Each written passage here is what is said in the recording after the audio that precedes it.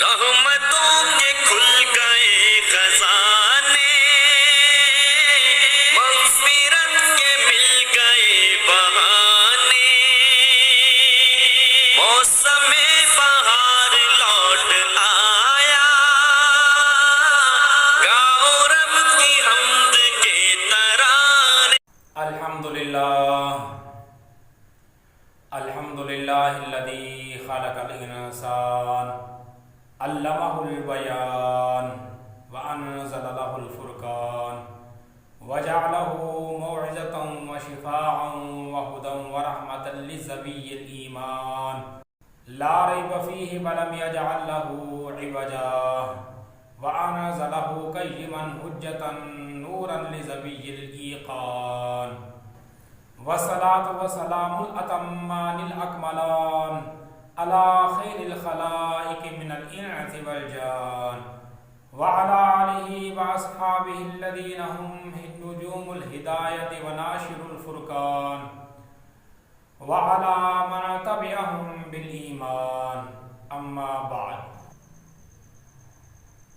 وعن سلمان الفارسي رضي الله تعالى عنه قال خطبنا رسول الله صلى الله عليه وسلم في آخر يوم من شعبان فقال يا أيها الناس قد أظلكم شهر عظيم مبارك وشهر فيه ليلة خير من ألف شهر وشهر جعل الله صيامه فريضة وقيام ليله تطوعا وشهر من تقرب فيه بخصلة من الخير كان كمن أدى فريضة فيما سواه ومن تقرب فريضة فيه كان 70 فريضة فيما سواه وشهر صبر وصبر ثوابه الجنة وشهر المواساة إلى آخره الحديث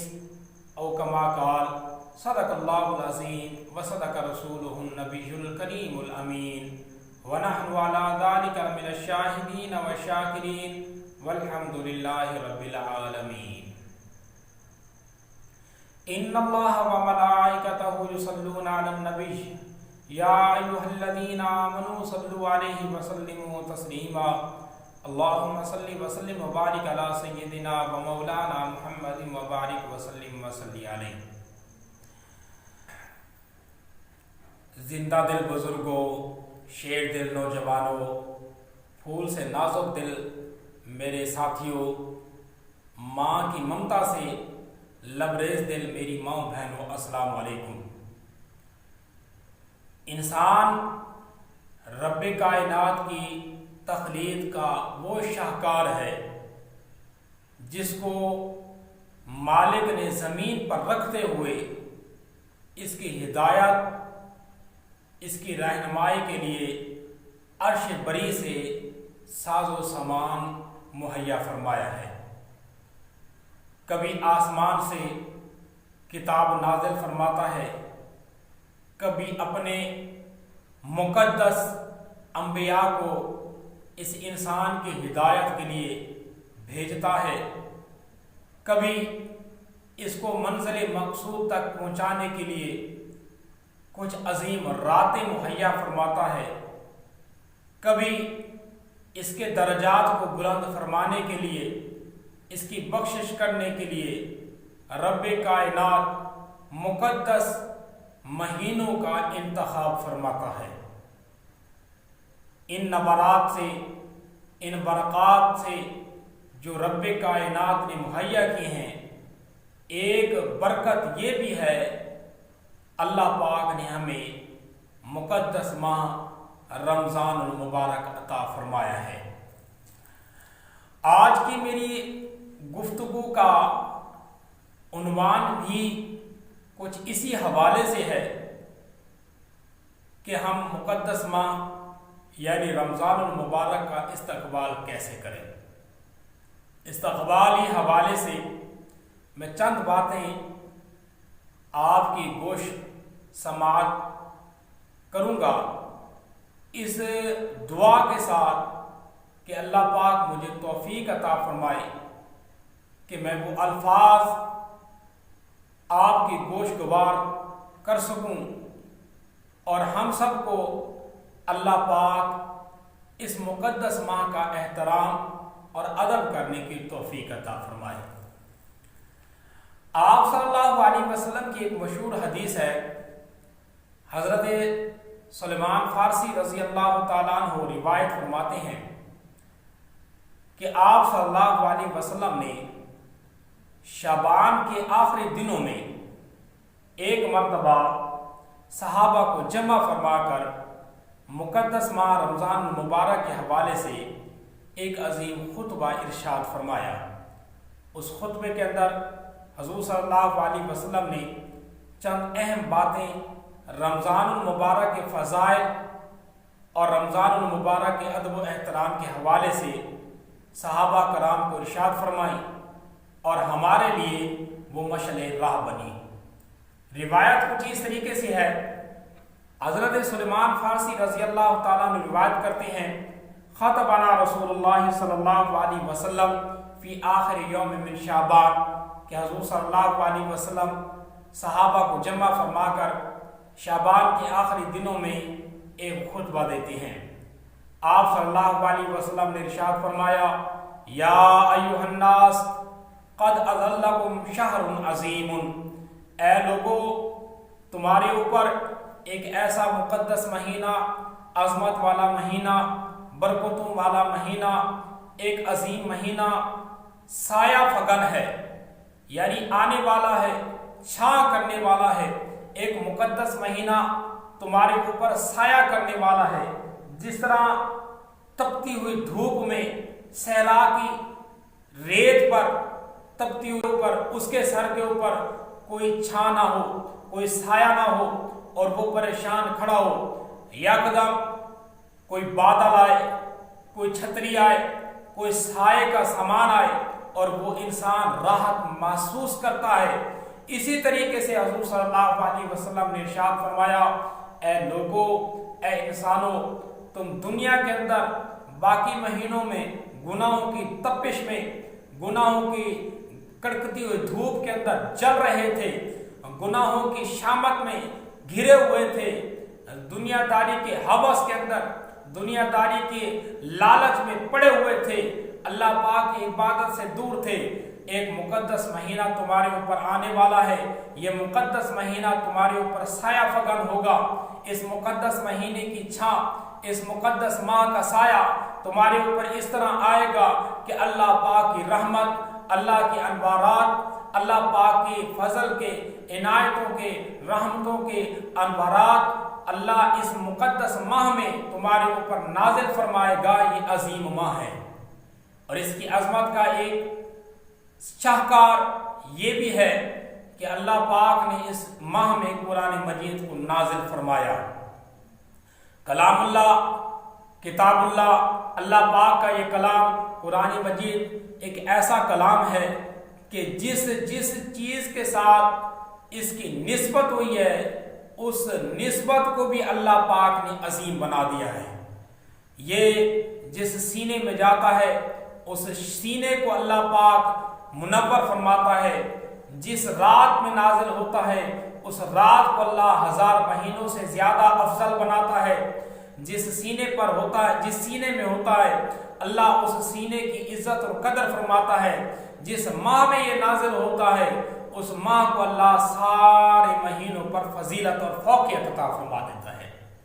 اسی وجہ سے بہت زیادہ ہے اور عظمت اور بھی کئی وجوہات سے ہوگی، لیکن ایک وجہ یہ بھی ہے کہ اللہ نے اس ماہ رمضان میں قرآن مجید نازل فرمایا ہے۔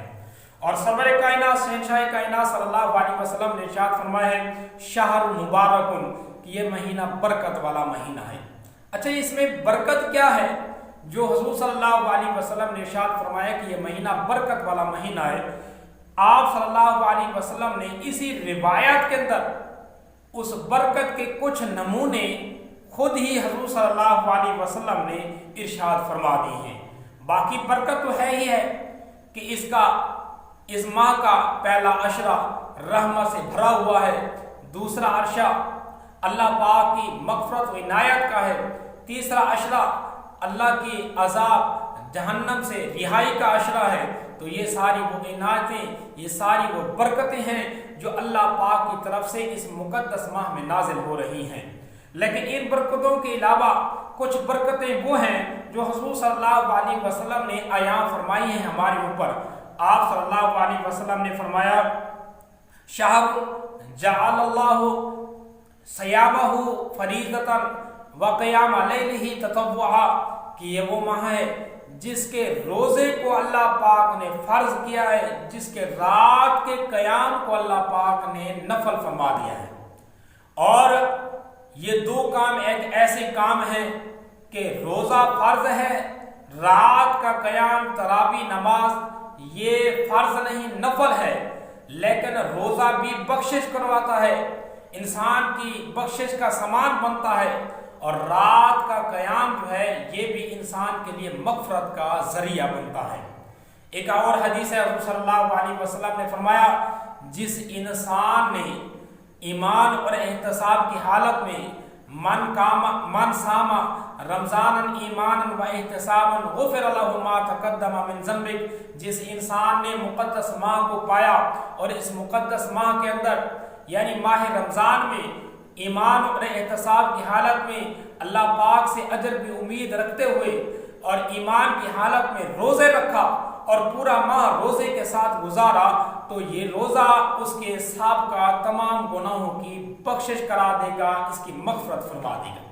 اور اسی طریقے سے رسول صلی اللہ علیہ وسلم نے یہ بھی ارشاد فرمایا من قام فی لیلۃ رمضان ایمانا و احتسابا غفر له ما تقدم من ذنبک، کہ جس انسان نے اس مقدس ماہ کو پایا پھر رات کو کھڑا ہو کر اس نے قیام کیا، یعنی نماز تراویح ادا کی اور کچھ دیر نماز پڑھی اور رات کے کچھ حصے کو قیام کی حالت میں گزارا، تو یہ اس کا قیام کرنا اس کے سابقہ تمام گناہوں کے لیے مغفرت کا سامان بن جائے گا۔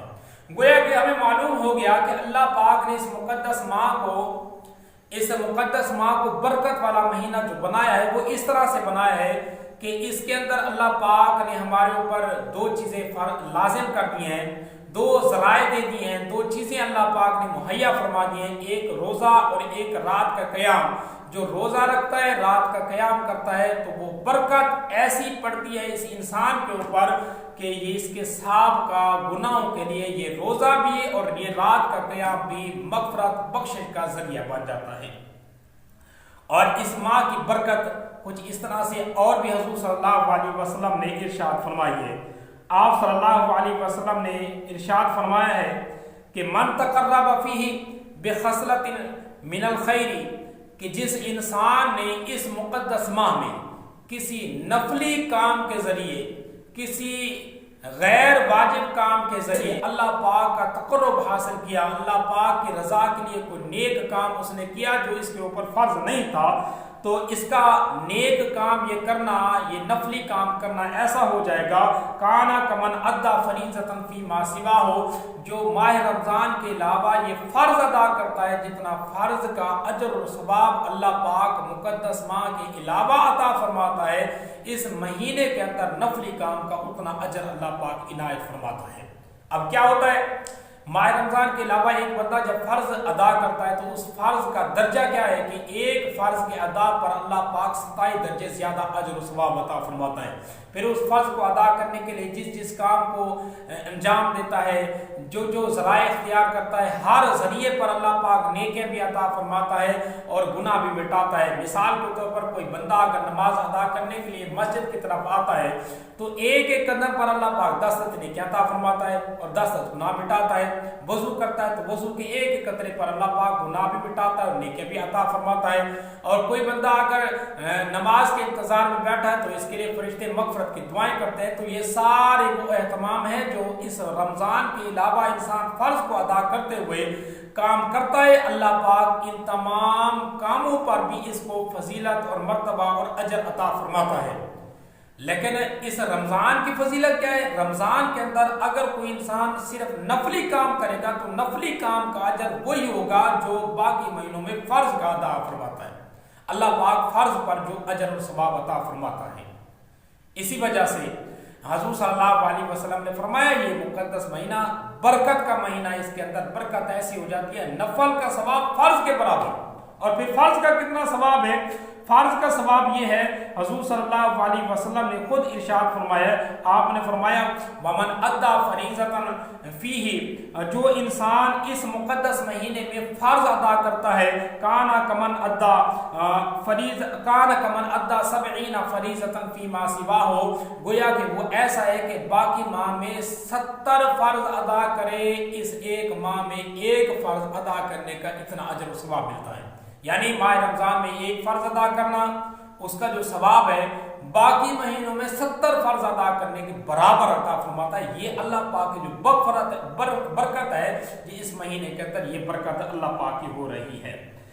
اور اس کے علاوہ حضور صلی اللہ علیہ وسلم نے ارشاد فرمایا شہر الصبر، یہ مہینہ جو ہے صبر کا مہینہ ہے۔ اور صبر کا جو درجہ ہے وہ کیا ہے؟ خود قرآن مجید میں اللہ پاک نے صبر کا درجہ یہ عطا فرمایا، اللہ پاک ارشاد فرماتا ہے ان اللہ مع الصابرین، کہ بے شک صبر کرنے والے کو ساتھ تو اللہ پاک خود ہی ہے۔ اور اس حدیث کے اندر بھی حضور صلی اللہ علیہ وسلم نے فرمایا بشار الصبر وصبر ثوابہ الجنہ، صبر کا جو اجر ہے جو ثواب ہے وہ تو جنت ہی ہے، جنت کے علاوہ کوئی اور ثواب اس کا ہو ہی نہیں سکتا۔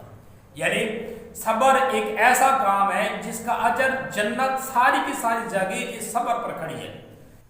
مشار المواسات، ایک اس ماہ کا نام ہے غم خاری کا ماہ، غم خاری کا مہینہ۔ غم خاری کا کیا مطلب ہے؟ غم خاری کا مطلب یہ ہے کہ اس ماہ کے اندر انسان کو چاہیے کہ دوسروں کے حقوق ادا کرے، اپنے ہمسایوں کو دیکھے، اپنے دوستوں کو دیکھے، یہ نہ ہو کہ سحری افطاری کرتے ہوئے اور اپنے روزمرہ کی زندگی گزارتے ہوئے اس ماہ کو گزارتے ہوئے انسان اپنا تو خیال کرے دوسروں کا خیال نہ کرے، نہیں، بلکہ اللہ پاک نے خود ارشاد فرما دیا ہے، حضور صلی اللہ علیہ وسلم نے خود ارشاد فرما دیا کہ یہ ماہ غم خاری کا ماہ ہے، اس ماہ کے اندر انسان کیا کرے؟ اپنے ساتھ ساتھ دوسروں کا بھی خیال کرے۔ یزاد فیہ رزق المومن، کہ اس ماہ کے اندر اللہ پاک مومن کے رزق میں اضافہ فرماتا ہے۔ وہ اضافہ کیسے فرماتا ہے؟ خود آپ صلی اللہ علیہ وسلم نے اسی حدیث کے اندر اس کی تشریح بھی فرما دی ہے۔ آپ صلی اللہ علیہ وسلم نے فرمایا من فطر صائمن، کہ جس انسان نے اس ماہ میں کسی روزے دار کو افطار کرایا تو اللہ تبارک و تعالیٰ کیا فرمائے گا کہ 2 انعامات اللہ پاک ارشاد فرمائے، اللہ پاک عطا فرمائے گا۔ ایک تو یہ کہ روزہ افطار کرنے والا جو انسان ہے اس کے گناہ مٹا دیے جائیں گے، اور دوسرا یہ کہ اللہ تبارک و تعالیٰ اس کو اجر و ثواب اتنا عطا فرمائے گا جتنا روزے رکھنے والے کو عطا فرماتا ہے۔ یعنی ایک بندہ، ایک انسان سارا دن روزہ رکھتا ہے، دوسرا انسان اس روزے رکھنے والے انسان کو روزہ افطار کراتا ہے، تو روزہ افطار کروانے والے کو اتنا ہی اجر ملے گا جتنا کہ روزہ رکھنے والے کو اجر ملتا ہے، اور روزہ رکھنے والے کے اجر میں بھی کسی چیز کی کمی نہیں آئے گی۔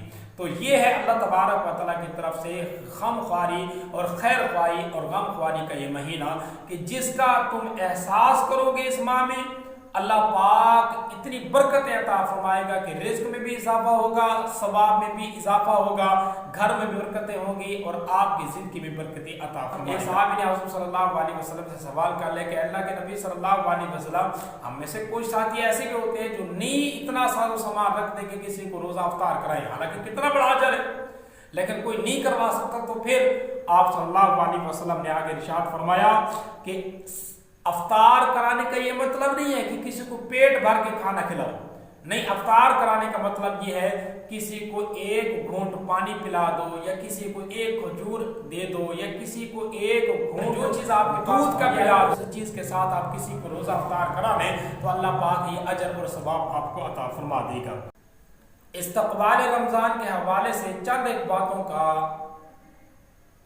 باتیں ایسی ہیں جن کا ہمیں خیال کرنا چاہیے۔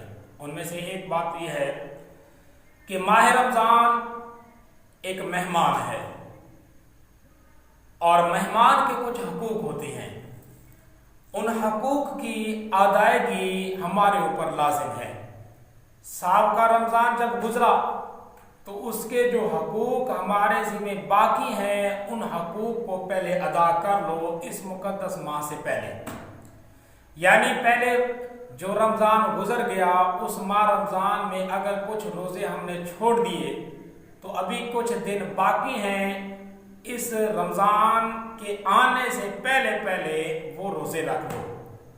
اور اسی طریقے سے اگر کسی انسان کے کچھ حق ہم نے دینے ہیں، کسی بندے کا کوئی حق مارا ہے، کسی کو تکلیف پہنچائی ہے، کسی کا ناحق کوئی چیز چھینی ہوئی ہے، کسی کے ساتھ قطع تعلق کیا ہوا ہے، کسی کے ساتھ بول چال ہم نے چھوڑا ہوا ہے، اور کسی کو کوئی تکلیف پہنچائی ہوئی ہے، اور کوئی رنجش ہے، قطع رحمی ہے، تو یہ سارے وہ معاملات ہیں جن سے اللہ پاک ناراض ہوتا ہے، اور اس مقدس ماہ میں تو ہم نے اللہ پاک کو راضی کرنا ہے۔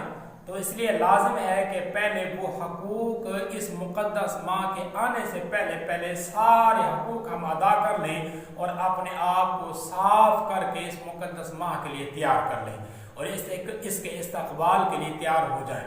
اور استقبال میں یہ ہے کہ پہلے یہ سارے حقوق ادا کریں، اور ان حقوقوں میں یہ آتی ہے کہ رمضان المبارک کے روزوں کی قضا، کسی کا حق دینا ہے تو اس کی قضا کر، کسی کے ساتھ کوئی نازیبا کلام کیا ہے تو اس کی قضا کر لیں، کسی کا کوئی حق دینا ہے تو اس کی قضا کر لیں۔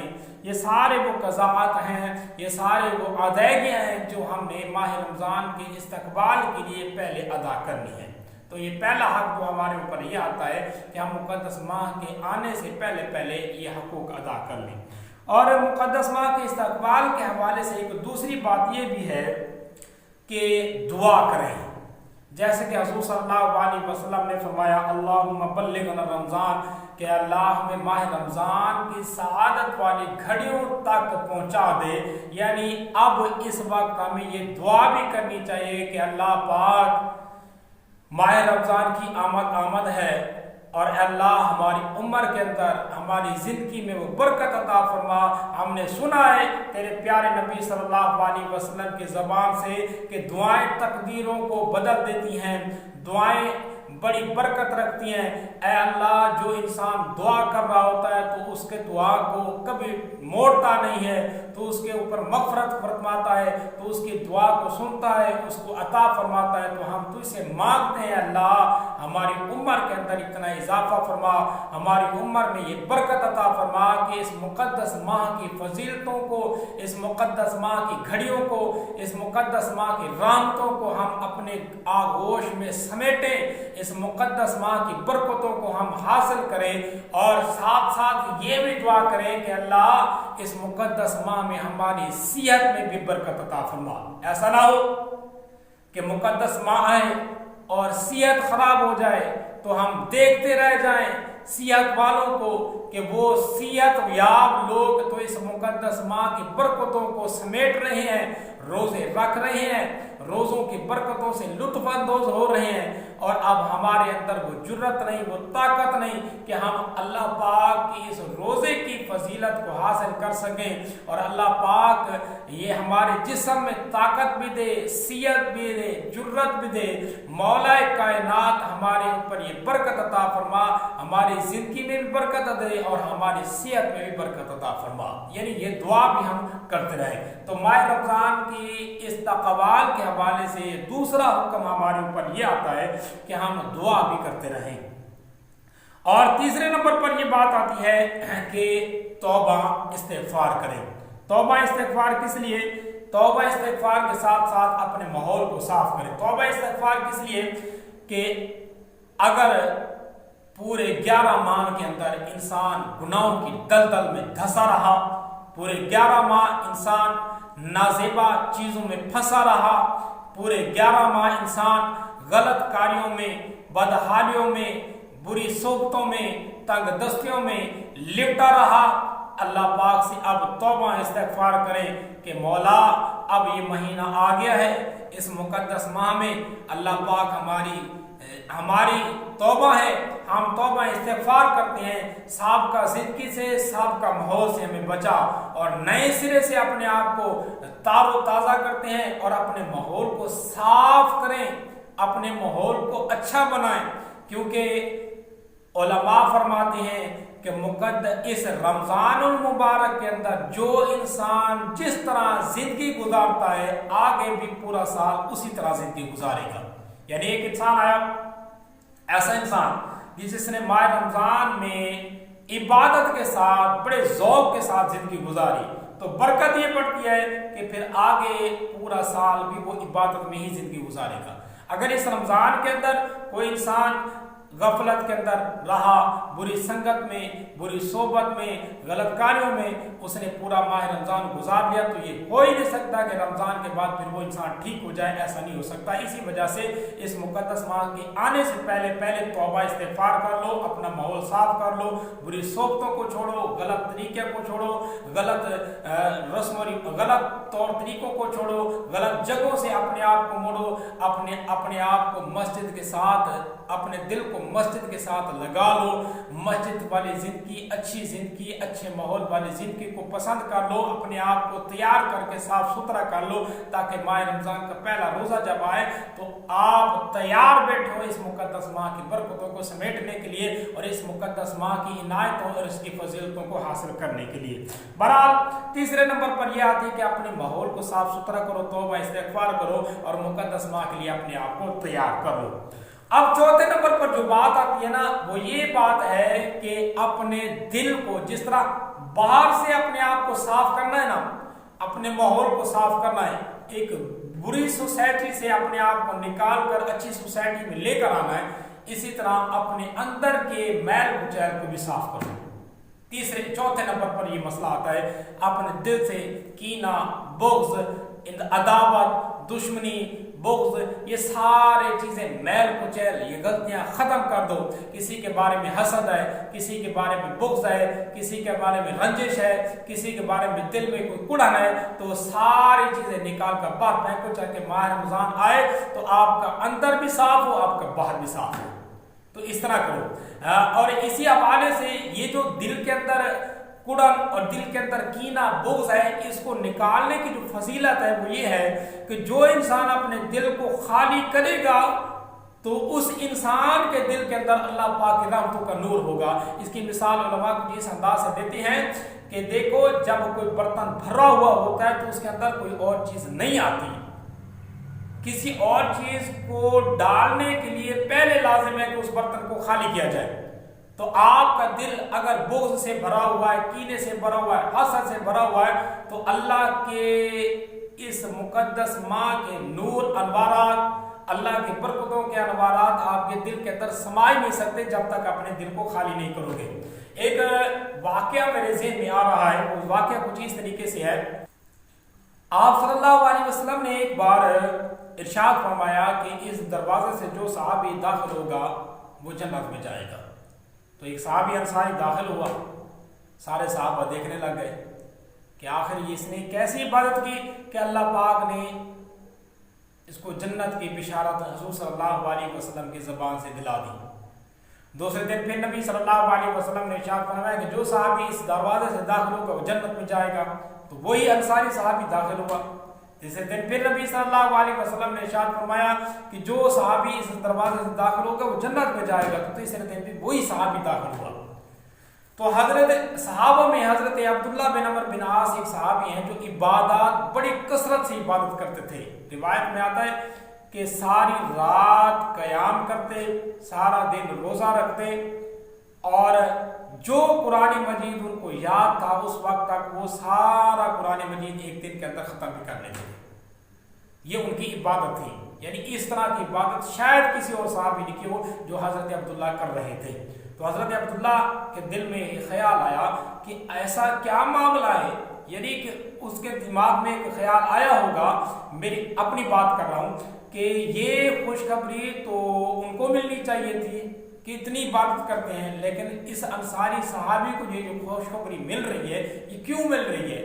تو حضرت عبداللہ کھڑے ہوئے، رات کو چلے، اس صحابی کے پاس گئے کہ چاچا میں آپ کے ہاں ایک رات کے لیے قیام کرنا چاہتا ہوں۔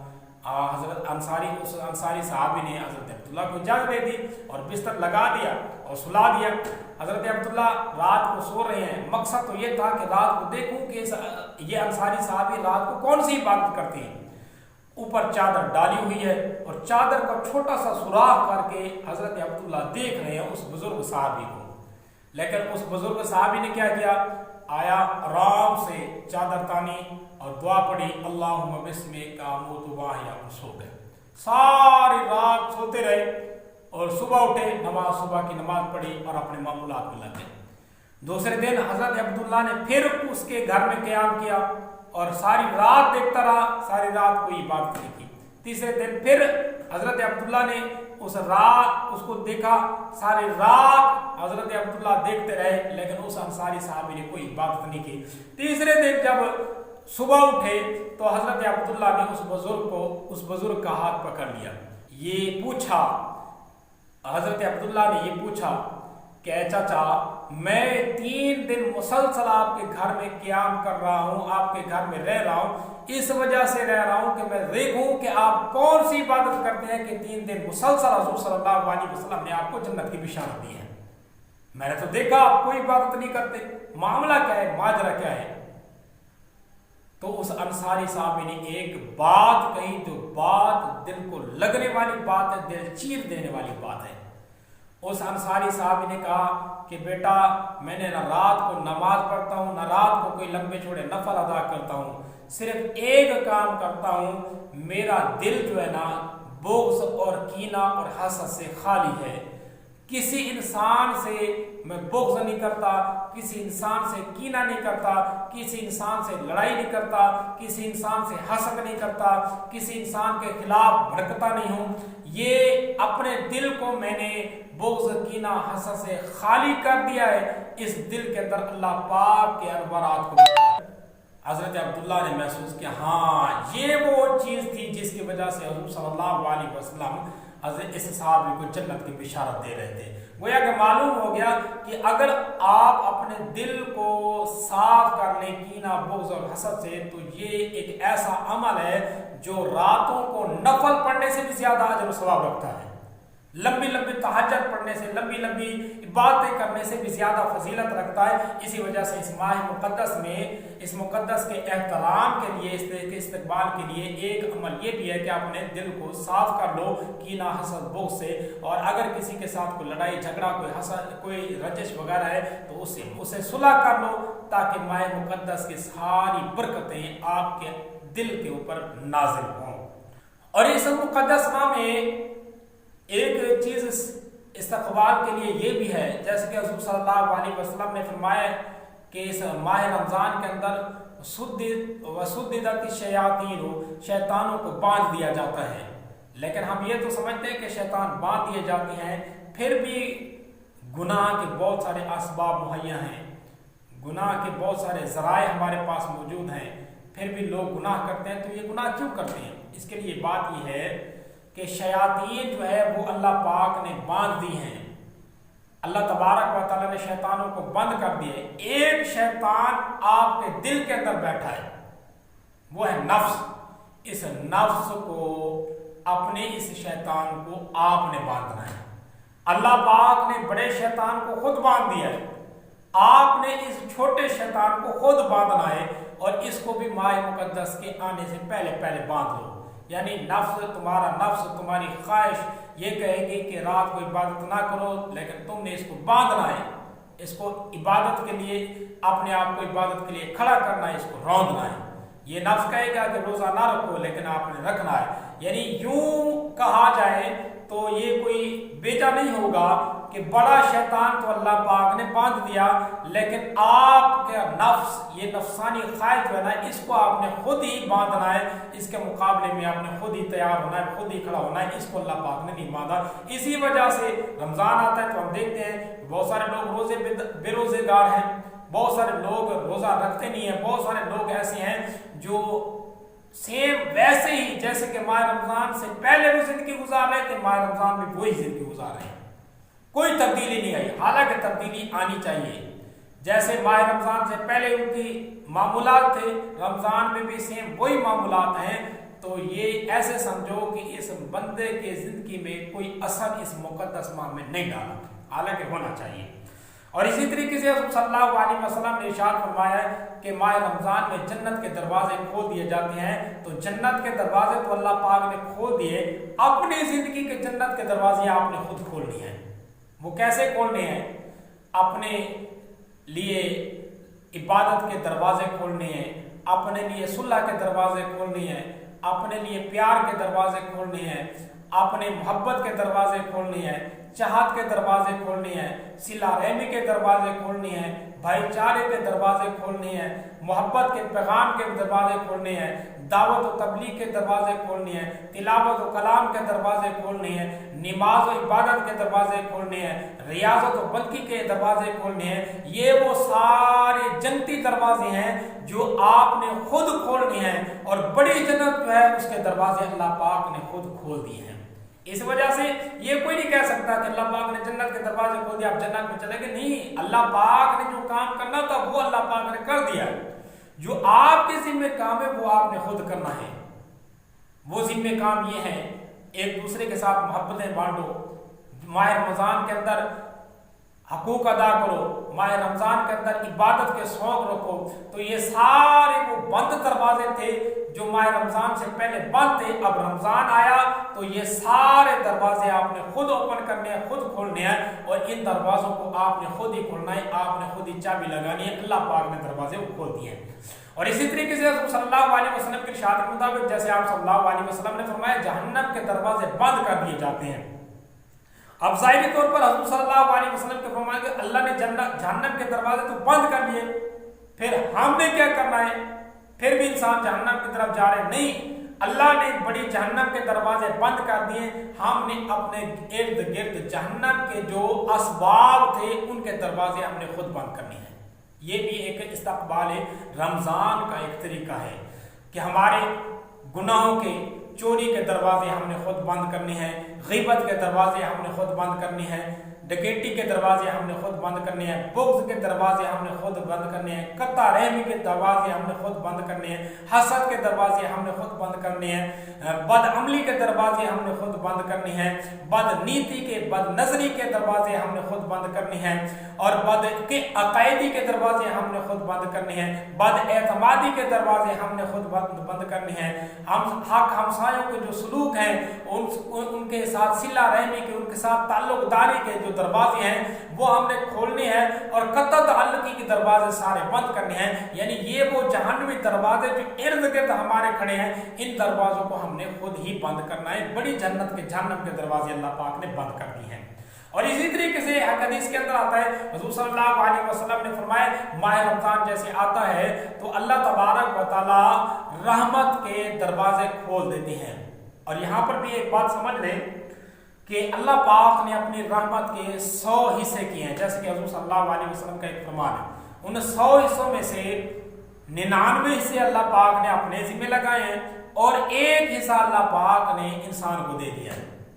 एक हिस्सा यानी रहमत के टोटल अल्लाह पाक ने 100 हिस्से किए हैं, 99 हिस्से अल्लाह तबारक व तआला ने अपने पास रखे हैं, और एक हिस्सा अल्लाह तबारक व तआला ने इंसान के जिम्मे लगाया है। अब शर्त ये है अल्लाह पाक की रहमत के हासिल करने के लिए, अल्लाह की रहमत के हसूल के लिए शर्त ये है, जो एक हिस्सा रहमत का आपके पास है उसका मुज़ाहरा आपने खुद करना है, तो अल्लाह की 99% जो रहमत है वो आपके ऊपर ऑटोमेटिक आ जाएगी। यानी यूँ समझें जैसे कि हुज़ूर सल्लल्लाहु अलैहि वसल्लम का फरमान है, ला यरहमुल्लाहु व ला यरहमुन्नास, जो इंसान इंसानों के ऊपर रहमत नहीं करता अल्लाह पाक भी उसके ऊपर रहमत नहीं करता। तो इससे यही बात समझ आ रही है, यानी आपने सिला रहमी, आपने रहमत का तकाजा, जो आपके अंदर रहमत है उसका मुज़ाहरा आपने खुद करना है। वो 1% जो रहमत आपके अंदर है उसको निछावर आपने करना है। अल्लाह 99% रहमत आपके ऊपर इनायत, आपके ऊपर निछावर करेगा। यूं समझे आपने किसी के साथ हुस्न सलूक किया, 1% करेंगे, अल्लाह 99% हुस्न सलूक आपके ऊपर करेगा। आपने किसी को माफ किया, आप 1% माफ करेंगे, अल्लाह आपके ऊपर 99% माफी तारी कर देगा। आपने आपने किसी को चीज दी तो 1% दी, अल्लाह पाक ने आपने 99% आपके ऊपर वो खैरात करेगा। आपने किसी का हक माफ कर दिया, किसी ने आपकी गिबत की, किसी ने आपके मुंह के ऊपर बुरा भला कहा, आपने फिर भी रहमत का मुज़ाहरा करते हुए उसको माफ कर दिया। किसी ने आपसे कोई कर्ज लिया, आपने फिर भी उसको माफ कर दिया, वो दे नहीं सका, आपने माफ कर दिया। तो ये वो रहमतें हैं जो आप 1% करते जाएंगे, अल्लाह पाक 99% आपके ऊपर रहमत फरमाएगा। یعنی یہ بھی اللہ پاک کی طرف سے ایک رحمت ہے، رحمت کا ایک ذریعہ ہے. یعنی 1 درجے رحمت آپ نے کرنی ہے اور 99% رحمت اللہ پاک نے آپ کے اوپر کرنی ہے. یوں نہیں کیسے ہمارا معاملہ یہ ہے، ہم یہ کہتے ہیں کہ ہم ہاتھ باندھ کے بیٹھے رہیں اور اللہ ہمارے اوپر رحمت کرے. ایسا نہیں ہوتا، ایسا ہو بھی نہیں سکتا. اللہ پاک نے بھی اپنی رحمت کے کچھ تقاضے رکھے ہیں. آپ ہاتھ باندھ کے بیٹھ جاؤ اور یوں کہو کہ اللہ ساری چیزیں آپ کو دے دے، یوں نہیں ہوتا. بلکہ تھوڑی سی حرکت آپ کرو گے، آپ کے اوپر اللہ پاک کی ساری عنایتیں ہو جائیں گی. تو بہرحال اس حدیث سے یہ بھی مطلب سمجھ آتا ہے کہ اس مقدس ماہ میں رحمت تو ہونی ہے، لیکن رحمت ایسے نہیں ہوگی. آپ کچھ حرکت کرو گے تو آپ کے اوپر رحمت ہوگی، اگر حرکت نہیں کرو گے تو آپ کے اوپر رحمت بھی نہیں ہوگی. اور اسی طرح مقدس ماہ کے استقبال کے حوالے سے ایک کام یہ بھی ہے، اس مقدس ماہ میں دین کے سیکھنے کا اہتمام کرو، دین کے سیکھنے کا اہتمام کرو. خاص طور پر اعتکاف کرنے والے حضرات، اعتکاف میں بیٹھنے والی وہ مائیں بہنیں، وہ دین کو سیکھیں، مسائل سیکھیں، وضو کے مسائل، طہارت کے مسائل، غسل کے مسائل، نماز کے مسائل، روزے کے مسائل، معاملات کے مسائل، نکاح و طلاق کے مسائل. یہ وہ سارا دین ہے جس دین سے ہم بے خبر ہیں. آج ہم دنیا داری کو سیکھتے ہیں، دنیا کی چیزوں کو سیکھتے ہیں. ایک انسان جب دکان چلاتا ہے تو دکان کے سارے معاملات کو سیکھتا ہے، پہلے اس کے نفع کو، اس کے نقصان کو. ایک انسان تجارت کرتا ہے تو تجارت کے سارے نفع نقصان کو سیکھتا ہے. ایک انسان ایسا ہے جب کوئی مشینری چلاتا ہے تو سب سے پہلے اس کے نقصان اور نفع کو سیکھتا ہے. تو دین ایسا کوئی بیار و مددگار ہے، دین ایسا کوئی خامخواہ چیز ہے جس کو سیکھ کے بغیر آپ اس دین کے اندر آ رہے، دین سارا آپ کے اندر آ جائے گا نہیں. اسی وجہ سے باقی چلو 11 ماہ مصروف رہتے ہیں، یہ ایک ماہ ملا ہے. اس ایک ماہ میں اپنے آپ کو وقف کر لو، دین کے مسائل سیکھو، دین کی معلومات لو، دین کی اچھائی برائی جو چیزیں آپ نے سیکھنی ہے وہ دین کے اس ماہ کے اندر، اس مقدس ماہ میں کورس کر لو، مکمل دین کے مسائل سیکھ لو. اور اسی طرح اس مقدس ماہ میں ایک بات یہ بھی یاد رکھو، جیسے کہ حضور صلی اللہ علیہ وسلم کا فرمان ہے، آپ صلی اللہ علیہ وسلم نے فرمایا اپنے ماتحتوں کے اوپر نرمی کرو، اپنے ماتحتوں کے اوپر ذرا حسن و سلوک کرو. یعنی جو ملازم آپ کے نیچے کام کر رہے ہیں ان کو تھوڑا سا ریلیکس کرو، ان کو تھوڑی سی چھٹی دو. تو اس سے یہ بات سمجھ آ رہی ہے کہ باقی دنوں کی نسبت اس مہینے کے اندر اپنی مصروفیات کو کم کرو، تاکہ اس مہینے میں بہترین طریقے سے آپ عبادت کر سکو، بہتر طریقے سے آپ روزہ رکھ سکو.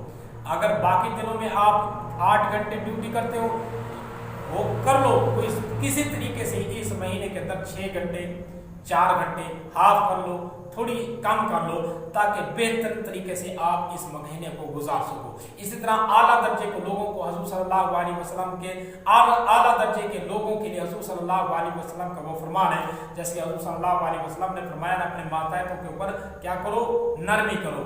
یعنی کام میں ان کو تھوڑا ریلیکس کرو، ان کو تھوڑا سا چھوٹ دے دو، تاکہ وہ مقدس مہینے کی عبادت سے لطف اندوز ہو سکے. یہ مقدس مہینہ آ رہا ہے، اس مقدس مہینے میں ناقدری سے بچو. رمضان کی ناقدری جو ہوتی ہے انسان کے لیے وبال کا ذریعہ بن سکتی ہے. روزے کا احترام کرو، روزے کے دار کا احترام کرو. مقدس مہینے کے ہر تمام روزے کا باقاعدگی کے ساتھ اہتمام کرو. ایسا نہ ہو کہ مقدس مہینہ آ کر گزر جائے اور انسان وہیں کا وہیں رہ جائے. جیسے کہ حضور صلی اللہ علیہ وسلم کی ایک بد دعا بھی ہے، آپ صلی اللہ علیہ وسلم نے سیڑھی پر قدم رکھتے ہوئے ارشاد فرمایا کہ جو انسان مقدس مہینے کو پائے پھر اپنی بخش نہ پڑے وہ تباہ و برباد ہو جائے. تو اس مقدس مہینے میں اس کی قدر. اسی طرح علماء فرماتے ہیں کہ اس رمضان المبارک کو ایسے گزارو جیسے کہ حاجی احرام کی حالت میں گزارتا ہے اپنی زندگی. کیسے گزارتا ہے؟ ایک احرام باندھنے والا جو حاج ہوتا ہے، جو حاج عمرہ کر کے ہم کو اچھی طریقے سے یہ محسوس ہوگا، یہ پتہ ہوگا کہ حاجی جب احرام باندھتا ہے تو وہ پھونک پھونک کر قدم رکھتا ہے کہ کہیں اس کے قدموں کے نیچے کیڑے نہ آ جائے، کوئی چونٹی نہ پھسلی جائے. وہ کوئی انسان اس کو گالیاں بھی دے دے تو بھی نرمی کے ساتھ وہ زندگی گزارتا ہے، کیونکہ اس کو پتہ ہے اگر کسی کے ساتھ لڑائی جھگڑا کیا تو اس کا عمرہ، اس کا حج باطل ہو جائے گا، اس کو دم دینا پڑے گا. تو وہ احرام کی حالت میں گالی گلوچ، بے حیائی، بری باتوں سے، قتل و غارت سے، فساد سے، بہت ساری چیزوں سے بچ کر آرام سے نرمی کے ساتھ زندگی گزار رہا ہوتا ہے. خوشبو نہیں لگاتا، بہت ساری پابندیاں ہوتی ہیں، ان پابندیوں میں رہتے ہوئے وہ دن جو ہوتے ہیں حج کے یا عمرے کے وہ دن وہ گزار رہا ہوتا ہے۔ تو اسی طرح کہتے ہیں کہ روزہ دار جو ہوتا ہے نا، روزہ دار بھی اپنی اس ماہ کو، اس مقدس ماہ کو اسی طرح گزارے، آنکھوں کی حفاظت، کانوں کی حفاظت، باقی جسم کے اعضاء کی حفاظت، نظروں کی حفاظت، اور اس طرح خیالات کی حفاظت، ذہن کی حفاظت، زبان کی حفاظت، ان سارے چیزوں کو بڑے نرم، بڑے آسان طریقے سے ان کی حفاظت کرتا ہوا زندگی گزار دے، تاکہ مقدس مہینے کے تمام برکتیں اس کے اوپر پڑ جائیں، اور یہ انسان اپنے آپ کو اللہ پاک کی اس مقدس ماہ کے لیے تیار کرے۔ دعا ہے اللہ تبارک و تعالیٰ اس مقدس ماہ کی تمام برکتوں کو سمیٹنے کی ہمیں توفیق عطا فرمائے۔ اللہ پاک اس مقدس ماہ میں تمام مسلمانوں کو صحت یابی عطا فرمائے، تمام مسلمانوں کی مغفرت فرمائے، جو اس دنیا کو چھوڑ کے چلے گئے اور جو زندہ ہیں، اللہ تبارک و تعالیٰ ان کو صحت کاملہ عاجلہ عطا فرمائے، اور اس مقدس ماہ میں اللہ پاک تمام مسلمانوں کو اپنی عبادت کا ذوق، شوق، حلاوت عطا فرمائے۔ آمین۔ وآخر دعوانا الحمدللہ۔